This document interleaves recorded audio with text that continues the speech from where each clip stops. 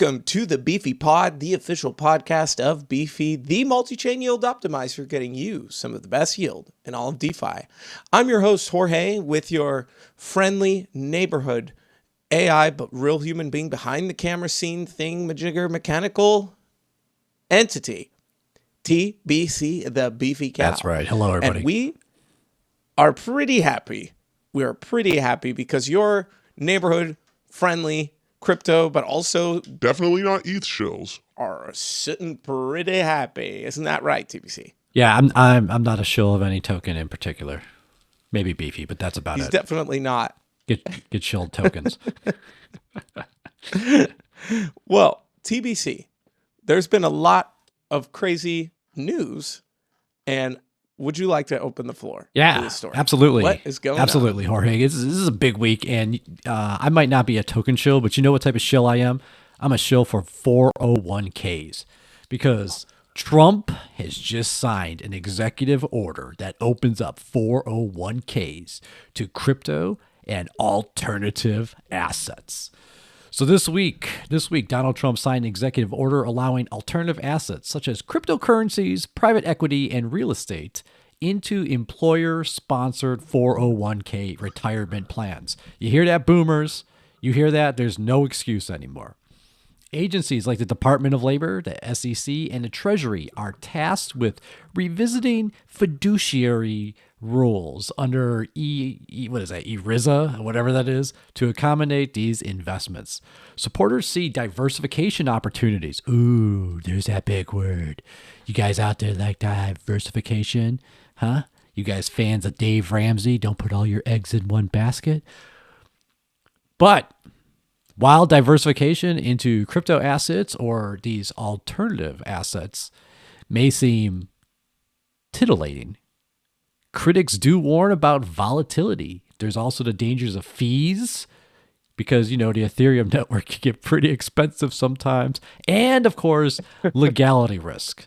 But if you are a believer and you do think Donald Trump is the most influential man in crypto, you might believe that Bitcoin's rise of 2% and Ethereum's 5% rise was all Donald Trump's doing. So, Jorge, is your 401k looking good this week? Or are you concerned about these companies exploiting you with more and more hidden fees? I mean, I do think it's a good thing. I mean, I'm all for people just having control, you know what I mean? Just being able to choose whatever assets they want. And the question is, are there going to be a lot of people putting, crypto in their 401ks? Like what is the demand, for people to do that? Like the next Thanksgiving dinner that TBC and I go to, are we going to be like telling our grandparents like, hey, you need to put all your money into Ethereum or Bitcoin or whatever? And is their response going to be like, I'm going to put 10% into the internet money that my grandchild has vociferously recommended me. It'll be the Cavaclade that walks into the portfolio and makes me a wealthy, wealthy person. Is that coming? I don't know. I mean, look, like, I don't know. I don't know. Is Aunt Ruth? I think long term it's a good thing. Long term it's a good thing. But I'm very skeptical that we're going to see this inflow like crazy, especially when prices are so high right now. I mean, I was even looking at this news and I thought to myself, if I was going to put crypto in my 401k, it would be when the prices are down. Yeah. Because crypto is so volatile. Some people bought ETH at 4,000 like 2-3 years ago and are just get like $200 above where they left it. So I don't know.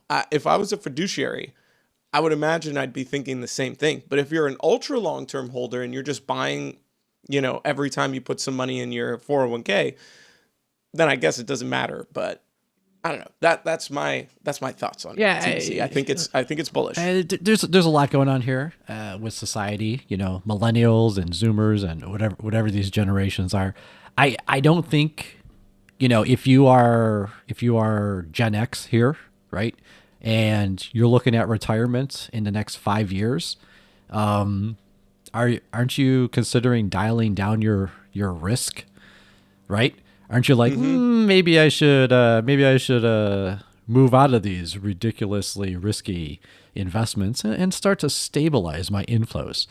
But maybe that's just where your fiduciary should be suggesting, right? Maybe you should be moving out of Ethereum or Ripple or, Solana coins that are still offensive to people, like coin. Thank you, WNBA, for that. I've made a lot of money. But maybe you should be moving into stable coins and utilizing decentralized finance for that sweet yield. And if I could take a minute to shill a product here, that's what we at Beefy do. We shill stable coins so that you could invest them very simply with one click to auto compound your position and make a crap ton of yield. So Gen Xers, boomers, come home to daddy.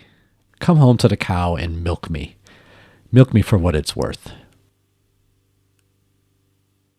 Yeah, man. The multi-chain yield optimizer, baby. That's what we do. All at right, Beefy. big commercial. Bam. All right. But no, yeah. I mean, that's the play that we should be talking. Like, I should be on the phone this week calling up Fidelity, and saying, hey, move your boomers this way, fiduciary man. Like, you should. This is the play. Don't long them holding a bag of Solana tokens. Don't do that. But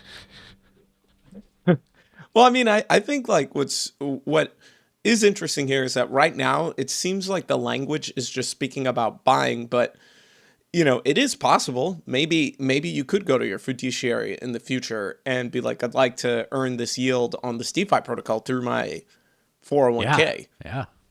And then, get tax-free yield. And who knows, that could be what's coming Bring next. it, baby. Come on, Donald. Totally possible. Save us. Save us. Everybody can do whatever they want with their money.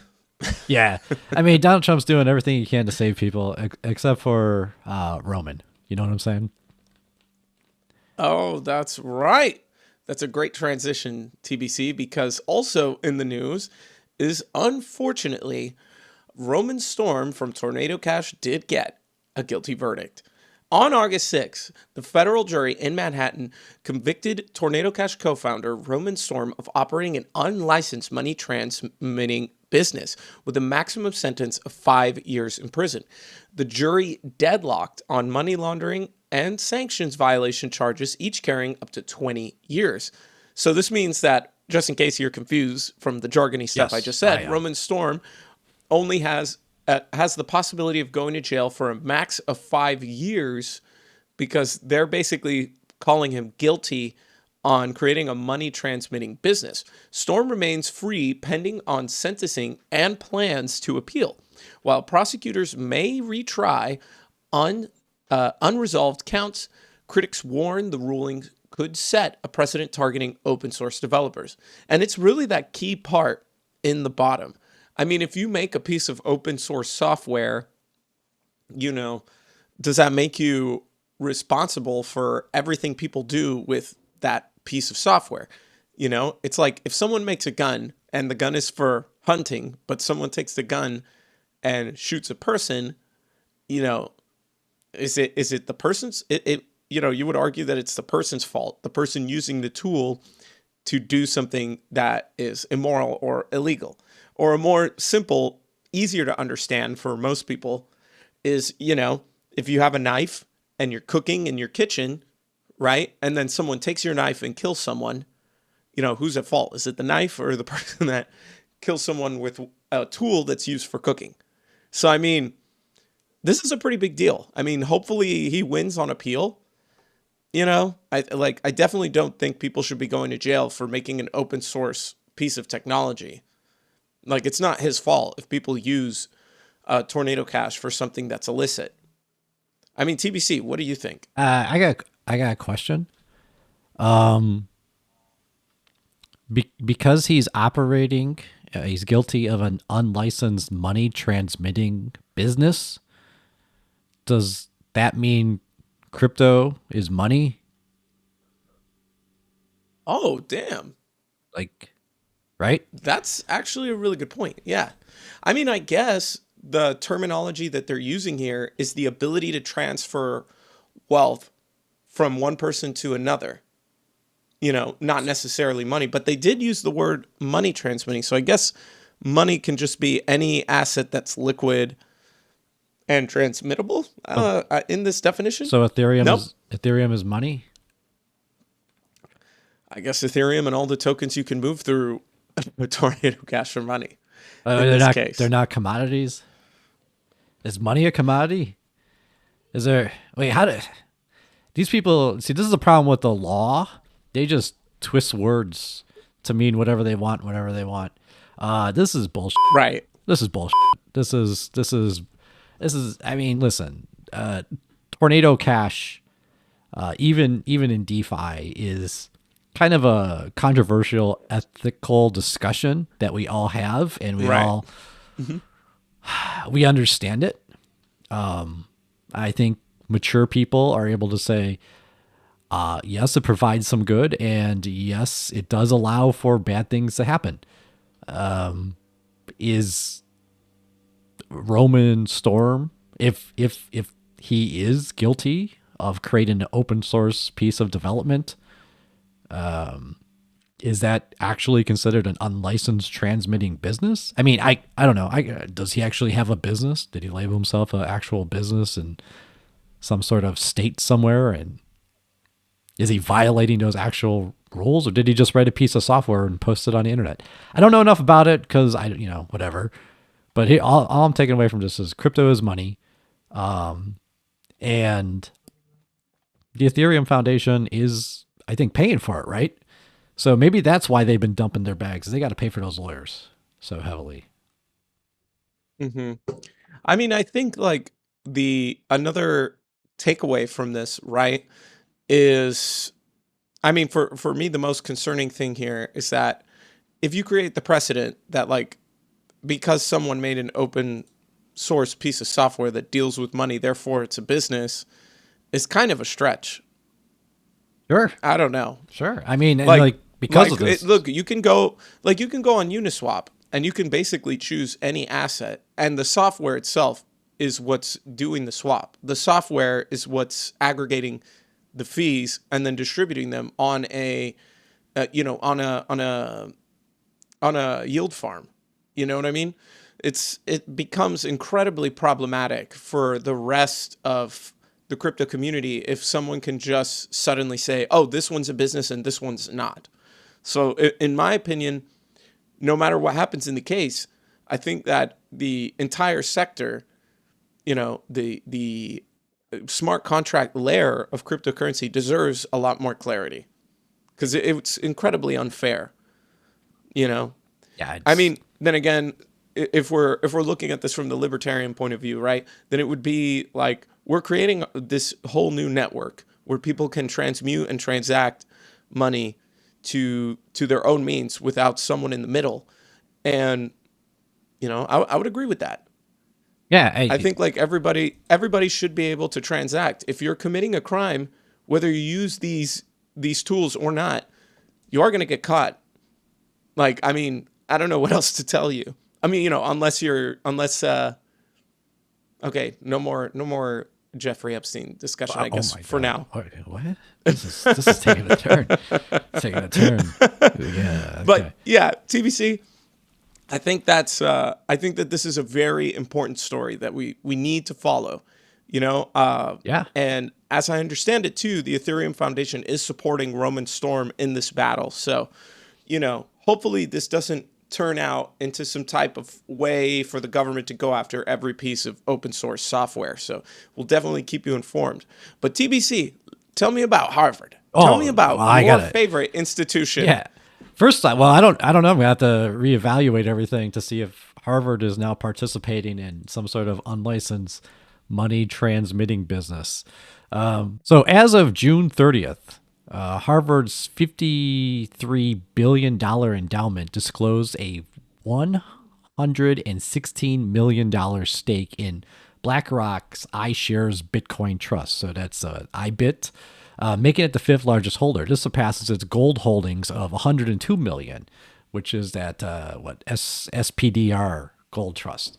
So, is this a signal? Is it a signal that some institutions are like, "Hey, we're getting in early because we can read the writing on the wall," or Is this why our bags are pumping, or are these guys, because they're part of the ruling elites? Maybe they're like, let's just load up on assets that we could utilize to either fight inflation or hold our value at a stable point because we're really concerned about the direction that the world is going. I don't know. Right. I mean, look, the way I look at it here is that, look, no matter your feelings on Harvard or BlackRock, it's inevitable that these people know how to make money. Yeah. I would definitely see this as one of two things, and it could be both. Keep that in mind. It is an admission that Bitcoin is only going to continue to grow from here, or it could be institutions playing their games. They want you to buy their bags, pump it up so they can dump it on you. So I mean, I think Harvard is smart enough to realize that Bitcoin's just not going anywhere. Even when this bull market ends, when we get some kind of giga dump, giga crash, like Harvard's probably going to be okay. And they probably recognize that long term, we only have one direction to go.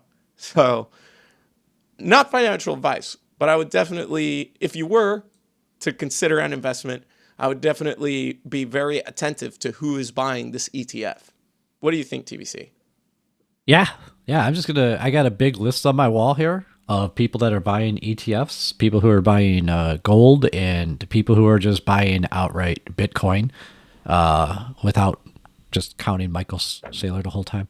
And I'm going to try to copy and trade some of them as soon as Nancy Pelosi is out of office. So that's my retirement plan. I'm going to try to see if I could flip that on my YouTube channel. How to flip nothing into $1 million by copy tracing Harvard and Nancy Pelosi. Let's go. I just picture like the Sunny in Philadelphia when he's like has his hand on the wall and there's like all those lines and whatever connecting things. You're just in there. You're just in there looking at all these institutions. Yes, like he bought this, he bought that, she traded that, she dumped this. You know what I mean? But speaking of positive signals in the market, DeFi has hit a record of $270 billion in TVL, and NFTs are overtaking in user activity. So what does this mean exactly? Well, it looks like in July 2025, DeFi rose by 30% in TVL up to $270 billion, driven by tokenized stocks and increased wallet activity. NFTs engagement has slightly surpassed DeFi with 3.85 million daily wallets, 530 million in trading volume, about 96% up, which is gigantic, and an average price doubling to $105. Interestingly enough, it looks like Blur led this NFT volume. So not Blur led in volume, but OpenSea led in users. So that means we're seeing people come back. And also Zora gained some traction. But what I think is notable here too is that the NFTs that are being traded are big brands like Nike, Louis Vuitton, and such. Although the volume is down 19% year over year, what I think this is showing is this is the beginning. This is the beginning of the normies coming back. But also NFTs had probably the highest risk to return TVC. So I think it's also that the NFT people are starting to realize, hey, if the prices are going back up, people are going to start trading this stuff. I want to be in early, right? Yes. So personally, I've only had bad experiences with NFTs. I'm not the best NFT trader. If you are, good for you. I don't diss your hustle. It is a game, I think, but I don't know. This seems like very positive news to me.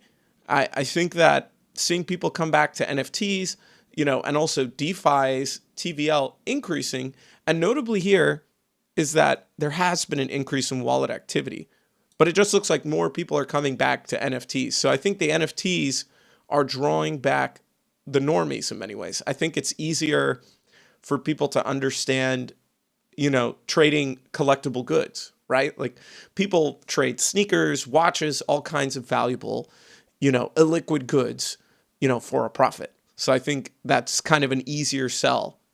What do you think, TBC? Yeah, I don't think it's normies.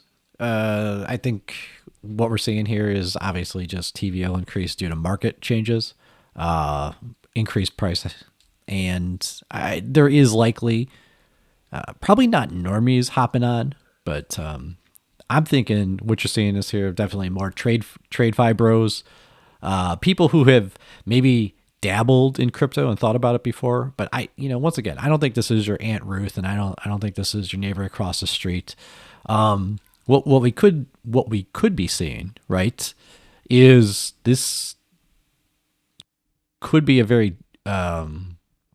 interesting spot for a lot of Zoomers to finally get their feet wet. Is that what people who are 18? I mean, you got to remember. If you were graduating high school during that 2001 bull market, right? And you're like, wow, that's really interesting. You went through college the last 4 years and now you're out, and now you're on your own at this point, and now the market is starting to kick off. I think those are the people that potentially are onboarding here. I still think we're missing out on a lot of the generations before that. I don't think there's tons of millennials hopping on board here, but it is good to see. It's good to see the wall pickups. Although who knows? They're all probably bots. Maybe it's all like the Chinese running through Tornado Cash. I don't know. Who knows at this point? Honestly, it could also be people leveraging AI to some degree. Would it be such a? Would it be such a a stretch to say like some people are getting so good at using AI tools that they could potentially be initiating and buys and sells on NFTs? Who knows? I think that's the one part of crypto that does freak me out a little bit, is the possibility of AI, the dead internet theory that all this activity could just be AI. Yeah. Who knows? We're there. We're closing in. If you're a bot, and you're watching this right now, leave a comment, right? Just let us know if you are part of the dead internet. We'd like to support you any way we can. And of course, support the show with a like and a thumbs up, and you can sponsor us as well. We'll show your bot trading Discord if you want.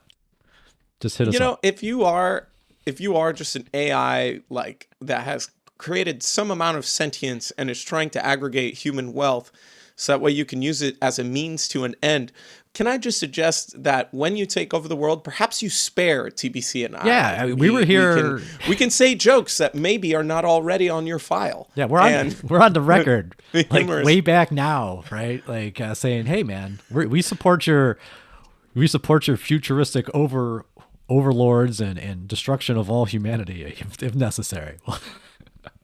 Just speaking of destruction of humanity. Yeah, let's just kidding, everyone.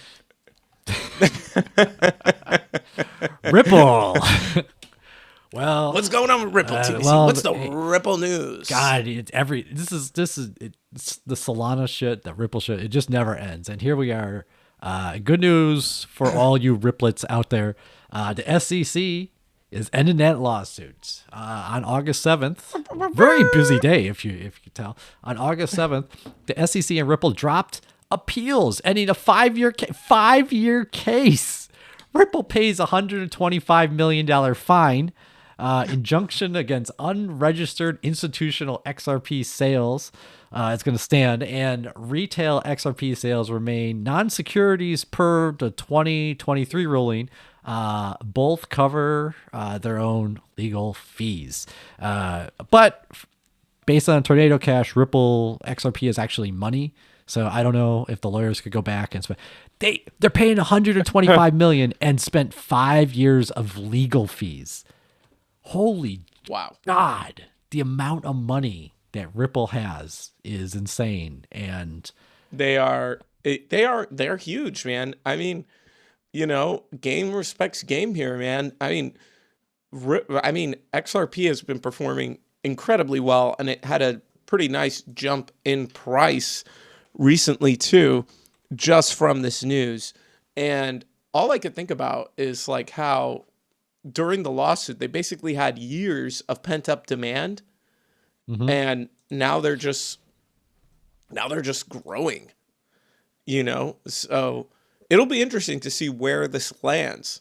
And I will say something that a lot of XRP people think about that is kind of, although I don't think it will happen, but they talk about it, is the potential of XRP maybe surpassing ETH now that there's really nothing holding it back. 600 trillion, baby. Except 650 trillion.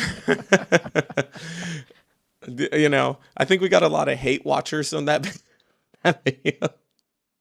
A lot of people who clicked and like basically after your skit just went off the video. Yeah, but I'd like to. Who think knew that there was were so great. many Ripplets out there, man? Big fans of Ripple. And they should throw a big party now, right? They should throw a big party at the Ripple mansion with the Ripple yachts. Get the Ripplets together. They can perform. I mean, I bet you those are awesome boat parties, though. I'll give them that. I mean, they have a huge community, and some crypto assets are a lot of religion, right? So I mean, I would argue that no community has more religion than XRP. Hey, if you're in XRP right now, I fully support you. I think you're probably gonna. I mean, I think you got at least a 2 to 3x here. I think you forgot one. I think you forgot the ultimate religion. The Messiah himself. Bitcoin, of course. Oh no, I was talking. Oh yeah, okay. There's that. I mean, Bitcoin for sure. I mean, I'm speaking in terms of altcoins because one thing I will say about the ETH community that I always really appreciate, especially when you speak to devs, is like ETH's like ideals and direction is like constantly being debated. Like how do we scale ETH? Should we be focusing on layer 2? Should we be focusing on making the layer 1, faster? And now that's basically the direction that the Ethereum Foundation is going. But it's incredible how much community input on the technology is in the conversation. When I talk to people who love XRP, and I've had people in my life that do, a lot of it is about what, what's his name? Larson? Brad Garlinghouse, Yeah, sorry. that guy. That Brad Garlinghouse is doing, the relationships that he has, the meetings at the WEF and, all this other stuff.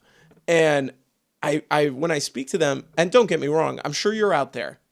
I don't mean to diss you. I'm just saying that like the retail buyer is mostly focusing on what those two are doing to implement Ripple's technology or XRP or whatever.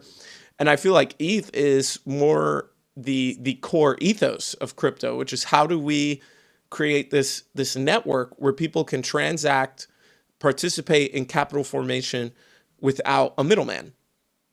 So it's like it depends on the ideology you want to go for. And it's very possible that, XRP could get a bunch of different financial institutions involved in using their technology. And maybe that's going to be their pull, the centralized option that people trust, or the more centralized option. I don't know. It's a spectrum, but you get what I'm saying, TBC? Yeah. I guess that's... Let me summarize. I'll summarize it.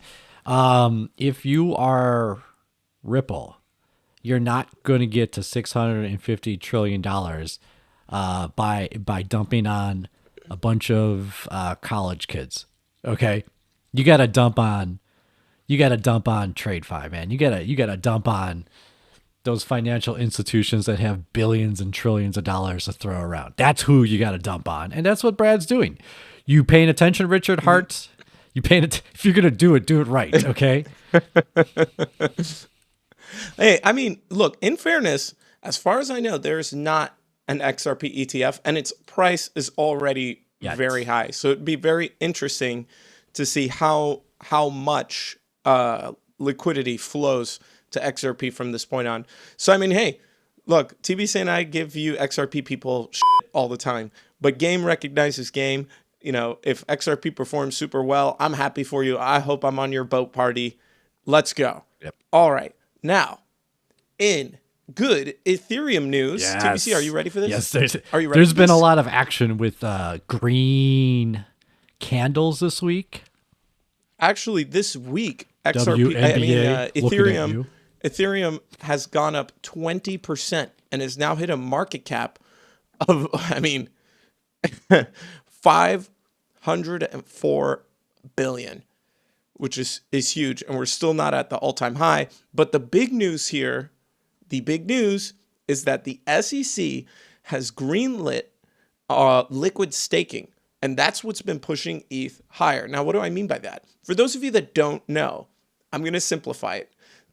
You can go on Ethereum and you can stake on a validator and earn a yield. There's also the option of doing what's called liquid staking, which means that you receive a token that represents your stake and is worth basically the same value as the Ethereum that you put in. So it basically allows you to access DeFi, or if you want, you can sell that token. You could do a lot with liquid staking, but that's basically the summary. And now this has sent also layer 2s like Optimism up 13%, Blast up 6.3%, Mantle up 50%. Maybe we should keep our eyes on Mantle, right, TVC? And then ETH transactions have hit a 1-year high. So this is huge news because definitely when Gary Gensler was around, people were confused as to what the liquid staking is going to be considered in terms of, whether it was a security or not. So now we have received clarity. The SEC has officially clarified that liquid staking is no longer or was never a security. TBC, what do you think? Okay, if it's not a security, what is it? Does it? I guess it's a commodity? No, it's money, fool. Didn't you pay attention to the tornado case? God, Jorge. Just trying to... Yes, okay, sorry. It's money. Forgive me. Everything's money. We pay... Yeah, so congratulations, everybody. Well, it's not a security. Well, let's just not meander on this. Just tell me, what do you think about the news, TBC? That's what I'm asking. Oh, you. I'm sorry. Okay. Oh, it's great. Yeah, it's great. It's great. Once again, guys, I don't want to sound like a downer, but God, it's like every story is, look, the institutions that crypto invented itself to fight against are now approving of crypto and adopting us. And let me be excited because bags go up. Okay, great. I mean, it's fine. Hopefully this onboards more people. Hopefully the values don't get lost. Hopefully it's not just like my APY is increasing. Hopefully there's more to this. But I'm happy for everybody because the good news brings more attention. When prices go 100%. Up, it brings more attention. And hopefully in that message, we could preach the gospel of DeFi, and we could have some converts. That's all I'm hoping for, but it's nice, but then again, I guess my question, because I'm concerned, is what Lido is doing, or anyone that is operating a liquid staking product, is that in somehow related to some sort of money transmitting service? It is open source technology, so I don't know. There's a lot of good point. There's a lot of mixed messages if you pay attention to everything going on. And I think all this government nonsense needs to get out of the way and die and go to hell. So we could just all live peacefully with big bags of ETH in our pocket, like that picture of Vitalik. You know what I'm saying? That picture where he's got that, who's standing there with that lady, and he's just got that pocket filled with ETH, you know, that pocket that just, you know. Hey, Jorge, did you? Speaking about Vitalik, dude, did you see that he washes his own underwear at hotels because he doesn't want to pay the laundry service fee? Really? Did you? Yeah. It's one of the greatest things. It's like he does it because of principle, right? This is a guy who's like a billionaire, and he's like, I'm not paying your service. I'm not paying $4 to wash my underwear. I'll do it myself out of principle. Like, I mean, this is cool. This is the man we are all behind here, where he stands on principle, and I think you in the audience should stand on principle too, right? Values are important. I just hope that his lady friends learn to appreciate that he removes the musk from his own underwear, ladies. No one else. I was gonna make. Yeah, I think I already made the WNBA reference. I guess I'll wait. I screwed up. I should have saved it for this point now. Damn. But TBC. Oh, yeah. Okay, my turn. Yes. Tell us what's going on in South Korea. They passed a tokenized securities law. That's what's happening. South Korea amended, because I know everyone in our audience is well-versed in South Korean financial law. But they amended their Electronic Security Acts and Capital Markets Act to recognize blockchain and recording tokenized securities. So banks can now tokenize bonds, stocks, and private equity. Major banks have been preparing their infrastructure. So to break it down for you, Korea is on board with tokenization, folks. It's big. It's big.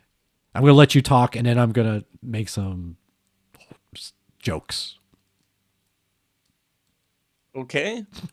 TBC.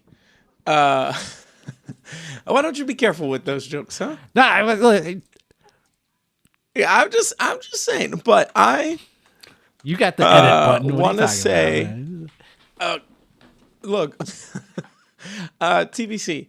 What I want to say here, which I think is a big deal that we need to recognize, is that this is just adding credence to what we've been talking about in several episodes, which is just everything is moving on chain. Yeah. You know. And it makes a lot of sense. It's going to make finality and these transactions faster. And also, it'll be interesting because if you put like stocks and bonds and everything on chain, we could basically track the wallets of like institutions. You know what I mean? And that would be kind of interesting. Like our knowledge of what these institutions are doing is going to be a lot more accessible in theory if it's going to be somehow recorded on chain. Unless they use Tornado Cash. Unless they use Tornado Cash. It's like, I'm taking my Ford stock and I'm sending it on Tornado Cash to my friends in North Korea or whatever, I guess. But yeah, I think this is huge. And I think South Korea is really, South Korea is probably after Japan. I think they're the second most trading, like per capita. But yeah, the South Koreans putting. Really? I think so. Yeah, they trade like crazy. Are you forgetting about the greatest crypto country in the world, North Korea? Where? They're literally in everyone's DMs. They're literally paying attention to every transaction. They're running every validator possible. They're stealing everybody's money. They're the biggest user of Tornado Cash. Come on now. There is no way. Dude. South Korea is just playing catch up right here, man. They're just playing catch up. You may have a point there. But TBC, speaking about sketchy people. What? Speaking about sketchy that's an people. Unnecessary transition. Brendan Blumer, Block One CEO, has bought a $172.8 million estate in Sardinia, Italy's most expensive residential sale outside of Villa Certosa. It's a 28 bedroom, 35 bathroom, private beaches, docks, pools home. Formerly owned by Henry Ford II and the Saudi oil minister, Yamani. And kind of what's a big deal here is, and I might be wrong here, but wasn't Brendan Blumer like one of the guys who founded EOS and said he was going to make it really big, and he ended up kind of like just stealing everything? Isn't that like his, rise to fame here? I guess. I don't know enough about him. All right. All I know is he's got a lot of money, right? Crypto is money now, so he's got a lot of it, right? Right. Hold on. Let me control F this for a sec. Oh, there we go. Yeah. So he was basically one of the people that was part of developing EOS. And then he basically just stole all that money. So I guess, allegedly stole. Brendan Blumer allegedly. If you're watching this, I didn't say you did, but in fact, allegedly, it is an allegation that you stole from a community of very passionate EOS participants, holders, and developers. Allegedly, TBC. Allegedly. He rugged them, is what you're saying. They got rugged. And now he's got to buy a lot of rugs for his 28 bedroom, 35 bathroom, ginormous estate. So, wow. Well, wow. Henry, dude, if you're buying a house owned by a Saudi oil minister and Henry friggin' Ford II, you're doing well in life. Good for you. I got it. You know what I got to do? I got to start rugging some communities at this point, because holy God, and that's like what? Like, this is, wow. Like, remember, there was a long time ago, we talked about everybody's favorite Curve founder buying a house. And we thought that was wild. And this is, with real estate value, this is just an investment, obviously, right? I don't know. As far as an investment is concerned, that's a very small amount of people that are going to be able to purchase a home like that.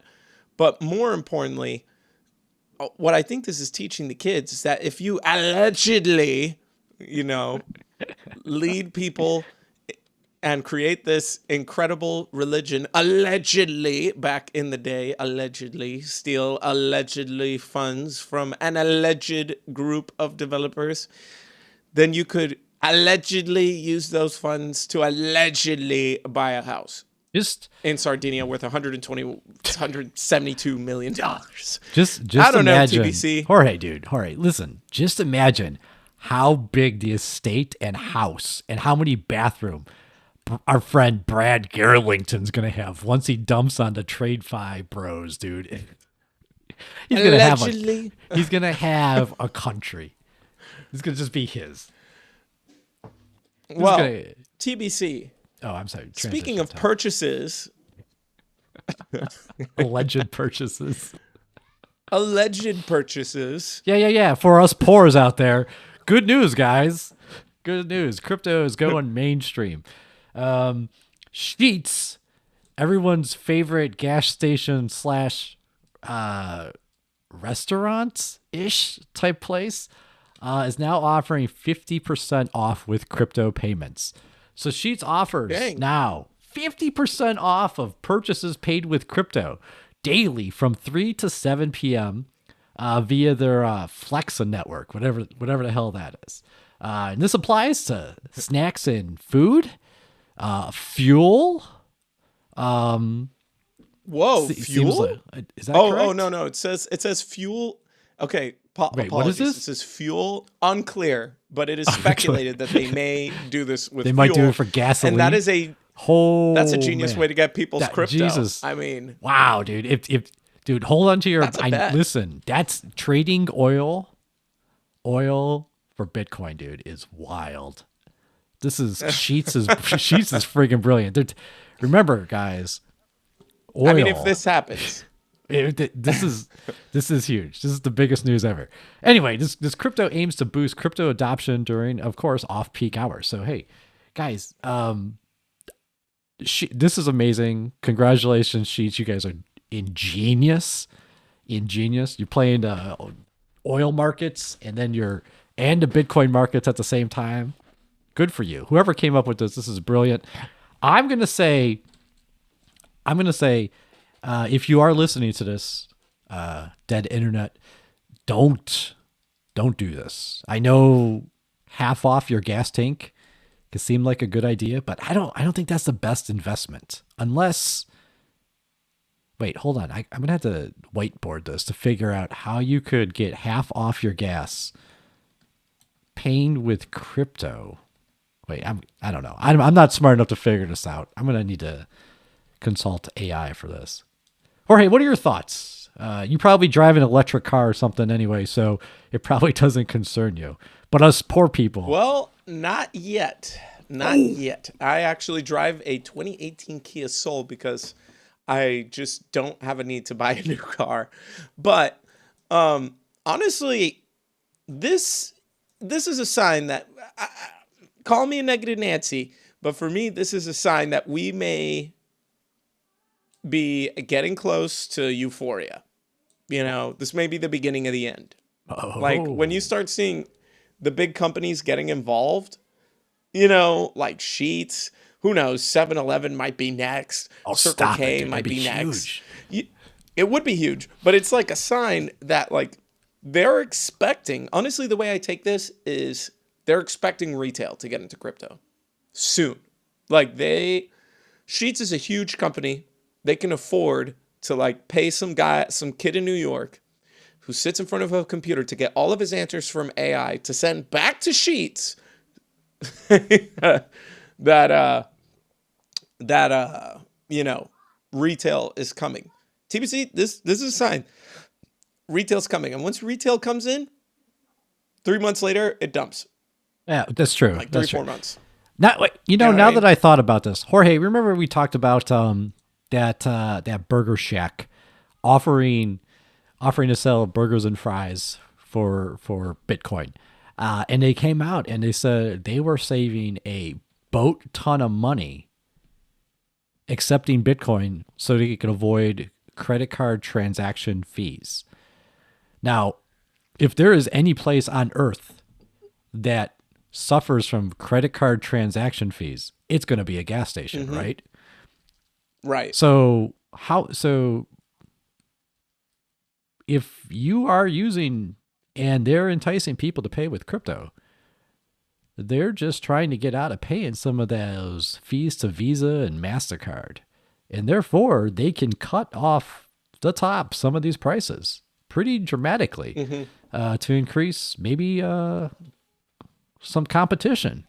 And I think that's a good move. I think that's the market positively responding correctly with crypto. Because for those of you that don't know, every time you swipe your credit card at a store, that store is paying a fee for that transaction. And that gets factored back into price. So, hey, cheaper prices because of crypto? Let's go, market. This is what I'm talking about. This is the innovation that makes things better. Go use your crypto at Sheetz. I changed my mind. Everybody go out there and do it. Let's bring fuel prices down. Because I drive big trucks, baby. I mean, to be clear, the only things that we know for sure are like snacks and food. It is not. It's coming. I'm telling confirmed. you. Listen, I'm calling if Sheetz it's up fuel, today to that's confirm. pretty wild, dude. If it's fuel, that's wild. It's gotta. It's because as I understand it, and I will put it here. And if I'm wrong, you'll find out right now. No. But as I like, understand it, listen. I think the margin they make is like 2% on fuel. Yeah, but as like, I understand it, gas stations don't make much on fuel. Right, but they're probably losing a big chunk of that because of credit card fees and transactions. Jorge, yeah, that's you true. telling me? Listen, That if you're sitting there and you're doing projections for Sheetz, right? You're not rolling this program out because you're like, yeah, maybe we could sell. What the hell more fried chicken strips at Sheetz and pick up crypto? No, they're testing the system with crypto, with the chicken sticks, because the idea is to figure out how to use it for the actual transactions of gasoline. I'm telling you, I know this. This is TBC theory time, but you tell me that they haven't even thought about that. Like they're like, no, we'll just try it. We're just gonna stick with the chicken strips and the bag of Funyuns. Now get the hell out of here. They're doing this as a test case scenario because they are gonna do it for fuel. I'm telling you, if it works out, everybody run to Sheetz today, buy some chicken strips with some Bitcoin, so they can start doing this with fuel. Let's go. Well, before I lose track, I think something to also keep in mind, which is really smart about this, is that when you give people 50% off, right? Either your supplier for that food or Sheetz is going to be basically picking up that cost, right? But just like how a supermarket offers BOGO on things, the reason they offer BOGO on some things and not everything is because the theory is you're going to come in, you're going to buy the BOGO, and then you're going to spend money on other things that will recoup that margin. So I think what's smart here is that you're coming for 50% on chicken strips, but you might pick up a bunch of other things. You might pay for other things, and you're going to make that margin for Sheetz.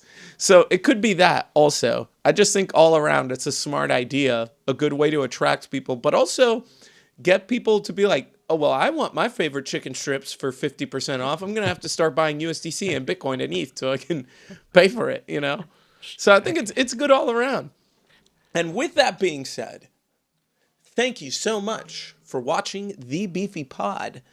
My Beefy, the multi-chain yield optimizer, getting you some of the best yield in all of crypto. We love you, and we can't wait to see you again. See you, TBC. Have a good one. Bye, everybody.